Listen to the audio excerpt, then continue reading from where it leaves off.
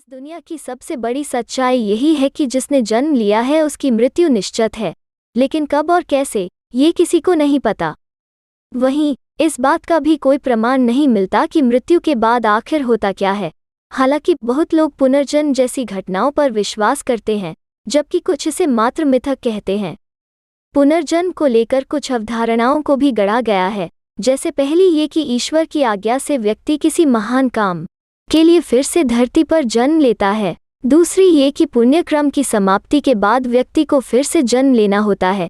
तीसरी ये कि कोई पुराना बदला लेने के लिए आत्मा फिर से जन्म लेती है किसी दूसरे शरीर में। लेकिन इस सब बातों का कोई सटीक प्रमाण नहीं कि पुनर्जन्म बोलकर कुछ चीज़ होती भी है। लेकिन देश में पुनर्जन्म के दावों से जुड़ी ऐसी घटनाएं घट चुकी हैं जिन्होंने आम इंसान को सोचने पर मजबूर कर दिया कि क्या सच में ऐसा होता है। आइए इस क्रम में हम आपको भारत के कुछ ऐसे मामलों को बारे में बताने जा रहे हैं जब पुनर्जन्म के दावों ने लोगों को चौंका कर रख दिया था। 1. मृत्यु के 8 साल बाद अपने परिवार से मिला बच्चा। ये घटना 19 अगस्त 2021 उत्तर प्रदेश के मैनपुरी जिले की है, जब एक लड़का चंद्रवीर अपने कथित पिछले जन्म के माता पिता के घर आया और उसने कहा कि वो उनका बच्चा है जो 8 साल पहले मर चुका था।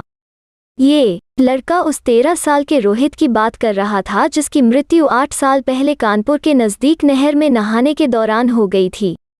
चंद्रवीर, जो कि पास के गांव में रहता है, वो प्रमोद कुमार के घर आता है और कहता है कि वो उनका लड़का रोहित है। उसने दावा कि उसका पुनर्जन्म हुआ है और प्रमोद और उषा देवी उसके माता पिता हैं।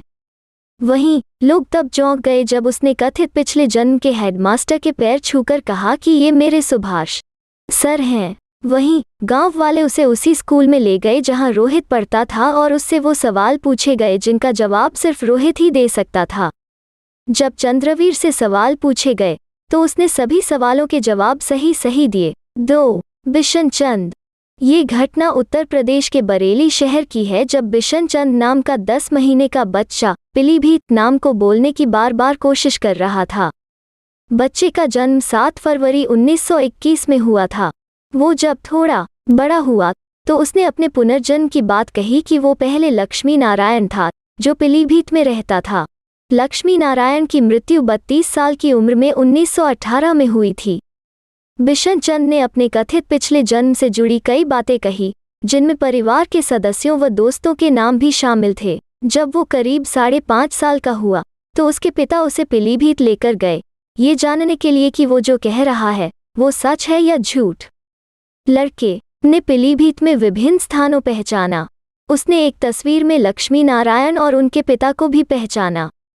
दिलचस्प बात यह है कि उसने तबला बजाकर भी दिखाया जो लक्ष्मी नारायण बजाया करते थे। 3. झालावाड़ के 3 साल के बच्चे ने बताई अपनी मौत की बात। राजस्थान के झालावाड़ के एक 3 साल के बच्चे मोहित ने दावा किया कि उसका पुनर्जन्म हुआ है और उसकी मृत्यु 16 साल पहले हो गई थी।